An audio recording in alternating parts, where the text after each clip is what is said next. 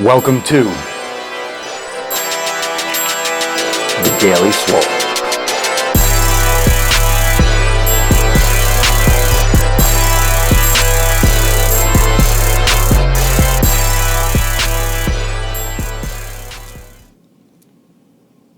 Welcome everyone to the Daily Mother Swole number 18, 18. That's right, for everyone that's watching me local in Miami. Today, mirror, mirror, make me swole. Okay? Make me the largest one of all. All you Snow White fans out there. The Huntsman, the Gainsman. That's my, we're gonna make a remake. Hollywood, here I come. All right. So, Daily Swole number 18, mirrors. Mirrors in the gym. This is actually a really good topic because anywhere you've gone, if you've been in a gym before, you've seen a mirror, okay? And, you know, I'm live on Busker, I'm live on Periscope, I'm checking you guys out on YouTube. Mirrors are no surprise. It's nothing new for a human, for a person to have a mirror in their house. So what's a mirror? It's a reflection of yourself. It's feedback. When you look in a mirror, it's telling you, this is what I look like. Okay, this is what you look like. This is what you got in your face. You don't look so good today. You know, of course, depending if it's concave or convex. But there's always mirrors and there's good lighting. They can make us feel good or bad about ourselves. They can show us that we're seeing results, and they can, you know, show us that we're seeing progress. They can also show us that we're not seeing progress. So mirrors can be a positive or a negative influence in our lives. But most of us have mirrors. Most of us have plenty of experience with mirrors. There are very few of you out there, most likely, that don't have a mirror in your house. So let's break that down a little bit further in terms of the gym. So there's two types of feedback. There's internal and there's external feedback. Internal feedback is your body's own, like your assessment of yourself, where you are in space, your proprioception, your relativity, your view or your personal perception of relativity to another object, your feedback with the weights, things that are burning. You feel like you're out of breath, you're a little bit, let's say, more, exhausted, or you're drained, you're fatigued. These are signs of internal feedback. This is how your body is, personally reacting. So this is your own system inside your brain processing and letting you know what's going on. External feedback would be things like a stopwatch, a personal trainer. Let's say I'm watching you and I'm telling you, hey, this is a good form. Drop your butt down, keep your heels, planted on the ground, keeping your toes up, chest out, stomach engaged, core activated, blah, blah, blah. That's external feedback. So the mirror is a very interesting concept because it's kind of like yourself. You're giving yourself external feedback. So it's definitely external feedback because you're not, getting it from inside. You're getting it from outside. You're getting it from somewhere else. Now, is this good or bad? Because there are mirrors everywhere in the gym, so they must be good, right? The gym wouldn't have mirrors if they weren't good. Yes and no. Some of the good things about this external form of feedback is you could check your form. So if you're looking in the mirror and you're doing a barbell curl, you're doing a bicep curl, you're doing a squat, you can assess your form. So there's that positive aspect that you can help yourself. You can correct if your knees are going out, if you know that's what you should do. You can correct if your elbow's going out to the side during a curl, or if you're not rotating your wrist enough, or if you're not going high enough on a lateral raise. There's a lot of different ways where a mirror could be beneficial in the gym.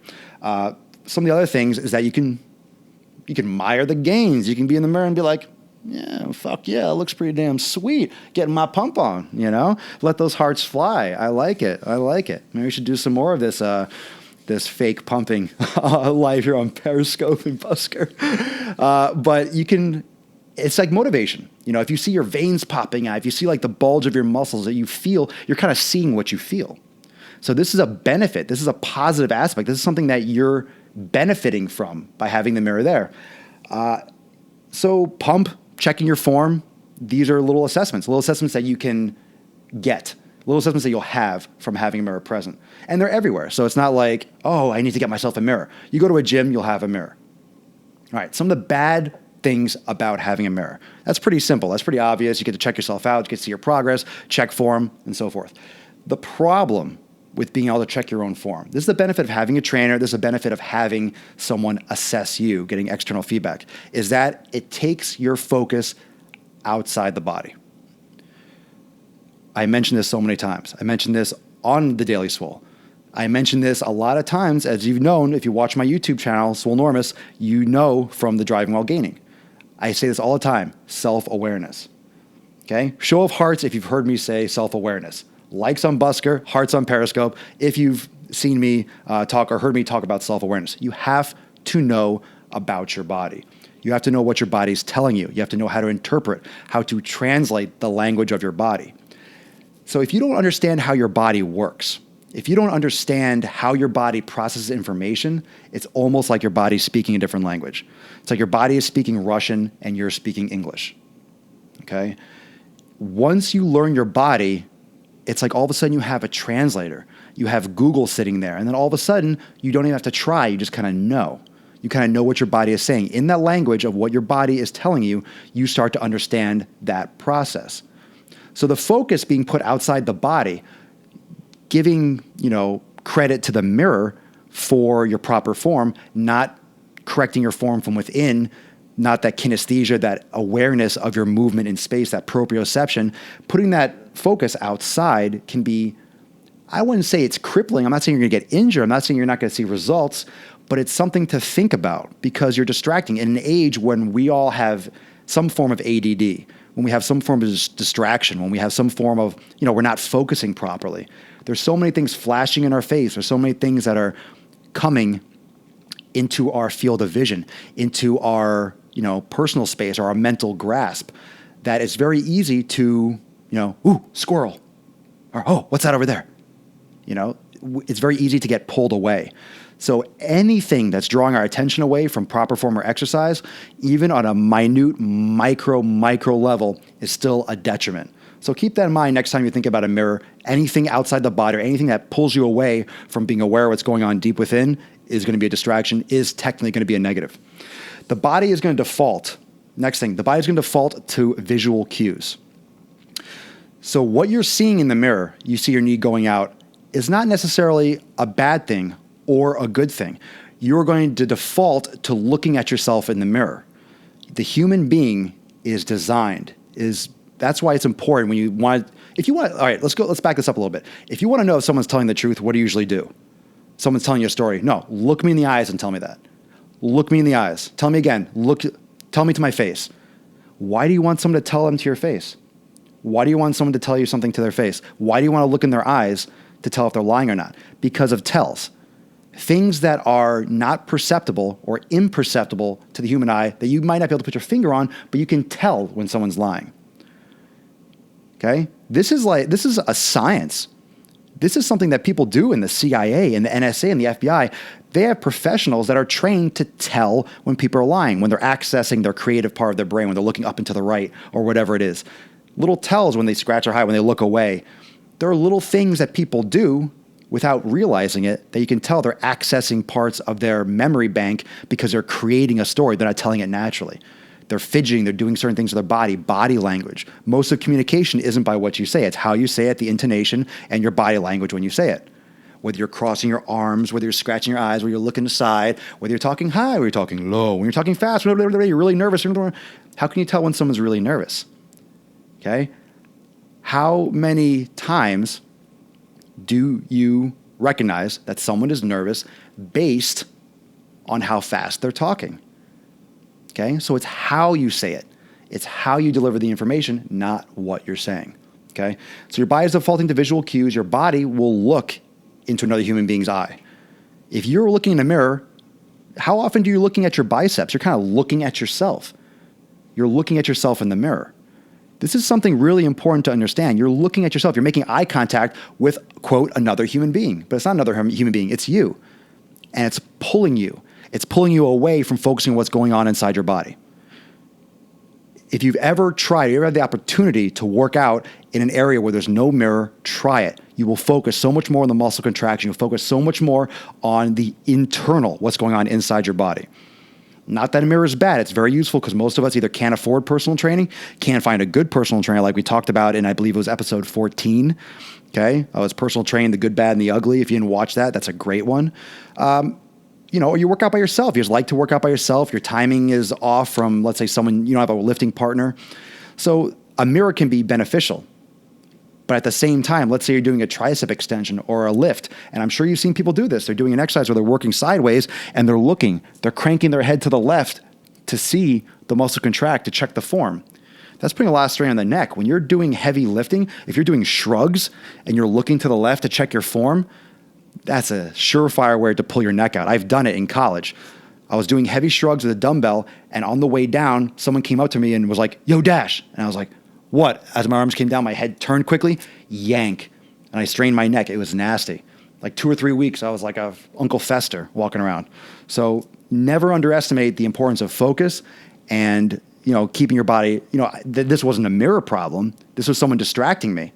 But it's the same thing. I was turning at the wrong time. I shouldn't have been turning. I shouldn't have been distracted. So any kind of distraction, by default, any kind of distraction could be detrimental, whether it's someone calling your name, whether it's a mirror looking left or right, especially during an exercise.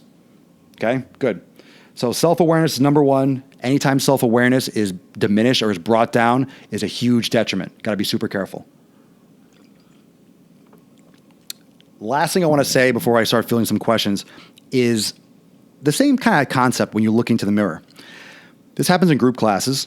This happens with people in the gym. Sometimes you can go into the group exercise room when you're just training. There's no class. You can go in there and people go in there and do push-ups or do sprints or walking lunges and stuff like that. LA Fitnesses, 24-hour fitnesses, those types of gyms. When you're doing push-ups or you're doing squats and you're looking into your eyes, you're putting your neck in an improper position. There is absolutely no need to face a mirror to do a push-up. Why are you looking straight ahead? Every time I see someone do it, even without a mirror, people do this. They do a push-up, they look straight ahead. And that's part of human nature to want to keep your eyes level on the horizon. Also, it's a natural impulse to make sure that there's no one coming for self-protection and preservation. It's like protection. You're keeping watch while you're doing push-ups. So when you're doing a push-up, your head is up in extension and your cervical spine is all jacked up out of position. This is really bad. It's bad form. Your chin should be tucked in and you should be looking straight down at the ground. Remember, this is work. This is tools. This is function. This is not for fun. You're not looking around checking and trying to check out that little itty bitty walking around on the treadmill. You're trying to give your body the chance to be in proper spinal position for the exercise. Chin tucked in, neck retracted, looking straight at the ground. When you do a push-up, you should almost be able to lick the floor. That's good form. A plank, chin tucked in, looking right at the ground. You don't need entertainment. This is not entertainment. You have to be in proper position. Human beings, it's natural to want to assess your surroundings and look around, and facing a mirror is terrible because you're bending your neck up. Same thing with a squat. Okay? Same thing with a squat. If you know how to squat properly, you know that while you're squatting, you never look straight ahead. Sometimes that could be beneficial. Sometimes you have to check your form. Sometimes you are trying to get a certain depth and you're gauging by the mirror how deep you're going for the squat, for example. Or if you're doing a front squat, you can look up a little bit more straight. But a barbell back squat, your chin should be tucked in. At the bottom part of the movement, you're looking down at the ground. Your cervical spine is in alignment. You're not looking up, cranking your head up into the mirror. That's basic strength. And very few people either know about that or they just forget. Or they wouldn't even know because there's a big mirror right there. There's a big mirror right in front of their face, and you're automatically attracted to eyes. You're automatically attracted to eyes. You're automatically attracted to yourself. So while you gaze romantically into your own eyes, and I will take you out to dinner, and I will serenade you, and I will seduce you with my gains, like Antonio Banderas or some shit, you are affecting your spinal posture, you're affecting your core integrity, and you're putting yourself at risk. Okay, bottom line. People look up because they want to go up with a squat. They start looking up. Guess what happens when you look up in a squat? Your body weight shifts forward, your heels lift up, and you put pressure on your patellar tendons. I'm just saying, be careful. Keep your chin tucked in, get someone that knows what they're talking about, and have them give you some external feedback without a mirror. It's actually better if you're in a squat rack and you're facing away from the mirror. I don't do this a lot because I am aware of this and I keep my chin tucked in. I'm looking down. I keep the good form. But when I come up, I'm looking in the mirror and it's in the back of my head. But for anyone else that's practicing, you're not an expert like I am. You don't have as much experience. Make sure that you form good habits now. Super, uber, pooper, duper, scooper important. Okay? Boom. Hammered. Some other things that are on the horizon, okay? I am vomiting. I've talked to a couple of you about this already. I am really vomiting content online. So there's a lot of videos. If you're not subscribed to me on YouTube at Swolenormous, do so because I am putting up a lot of these older daily swoles. they're huge files, so it takes me a while to put them on. I am putting them on one after the other. Got another Swole Motion that's coming out today, another Driving While Gaining that's already been put online about soreness, about if you need soreness to have a good workout, if you need to be sore to have had a good workout. Is that a good measurement of quality workouts? That's online, and there's a lot of them coming. I have so much stuff. It's just a matter of how I get that on there. So I'm putting on a few videos a day. So make sure you're on there. Give me a thumbs up, like it, subscribe, tell your friends, get the word out there. There's a lot of stuff on there, and will continuously be more. Some things are also coming up. Higher level, higher brow education for people that are interested in either becoming trainers or that are personal trainers in the industry. There's going to be more podcasts. On YouTube, I have a few different playlists. On SoundCloud and iTunes, there's going to be additional playlists. So there's going to be some other things that are just strictly podcasts. They're not necessarily going to be in video form. I might do both. Chances are I'll end up doing both because I'm a glutton for having extra stuff on multiple platforms. So that might be a possibility, but at least it'll be a podcast. So if you're not subscribed to me on soundcloud.com/Swolenormous, shameless plugs here. And guess what? Someone told me, I didn't even know because I thought it had to be approved. iTunes put some of my stuff up online. The artwork isn't up yet. I think all the thumbnails are the same, and they don't have every single daily Swole. I think it's only the most recent ones, probably since they approved me within the last week. So I think there's like 4 or 5, but it's on iTunes. So check it out, Daily Swole, no space, or Swolenormous. Look it up on iTunes podcast. Let me know if it shows up and if everything looks square. So that's going to be super cool that it's on another platform. So yay, yet one more thing for me to juggle. Hula time. So thank you so much for the support. I appreciate it. Let's take some questions. Again, every day, Busker, Periscope, YouTube, 12 noon Eastern time, the Daily Mother Swole. Thank you so much. Mirror, mirror, make me some gains. Let's take some Q&A right now. Could be about mirrors. I understand there might not be a lot of Q&As about mirrors.